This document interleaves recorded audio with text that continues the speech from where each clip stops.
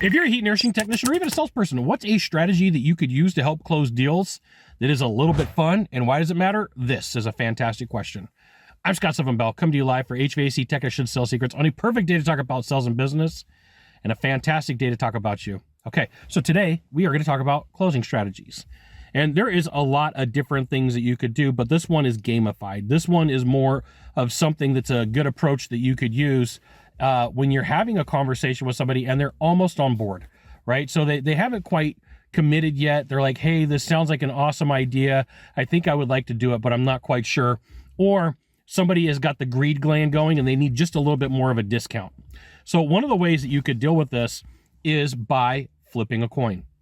And like one of my mentors did this to close a deal in court, and the judge just absolutely loved it.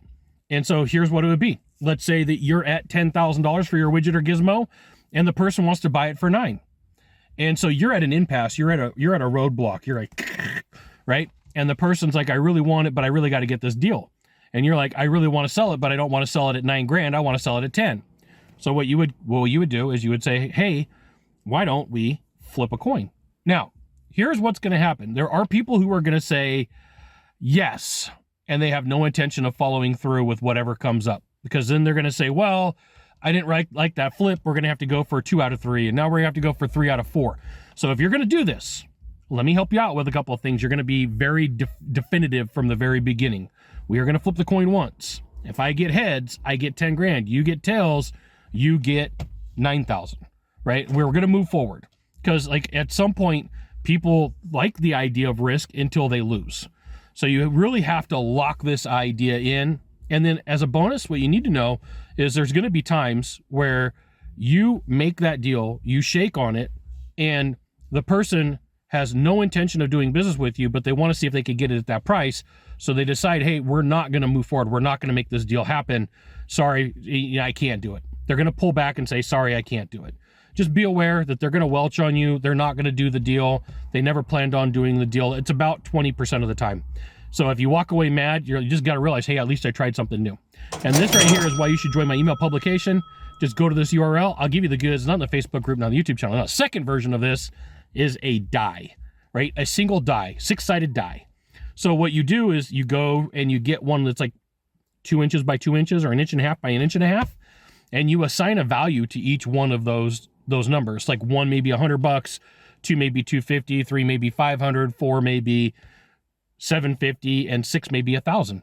And you say, hey, look, I'll give you a roll of the die and I'll give you opportunity, because like now they have 6 different ways that they could win and 6 different ways that they could get a better deal. But once again, here's the thing. If you're going to gamify it, you really need to put the rules down, like put the smack down from the very beginning and say, hey, I'm going to use this, but here's what's going to happen.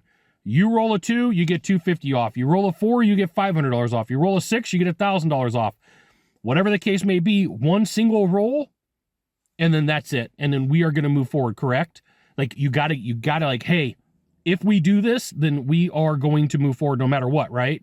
And if the person goes, nah, then here's what you do. You pack up your bags, right? And you kind of like get them to say, I really want to do it and I got to do it. And then you have to be willing to walk away. You have to be willing to walk away, or else they're going to say, yeah, let's do it. And then they're going to back off. So does this work with everybody? No, nothing does. Is it a different way for you to close a deal that maybe your industry isn't using? Possibly. There may be somebody in your town, in your state, in your jurisdiction, in your parish, in your county that uses something similar. But here's the thing. It's sometimes the unique ways of you closing a deal that's going to get the deal, but it doesn't mean you're going to get it every time, even if you set the rules and the boundaries. You got 1 of 3 things to do from here. Just 1 of 3. Find the subscribe button, click on it, and every time I send out a message, you'll get an update. 2, hit follow. 3, you know what you got to do. Share this video with a friend. We'll see you soon. Thanks for watching.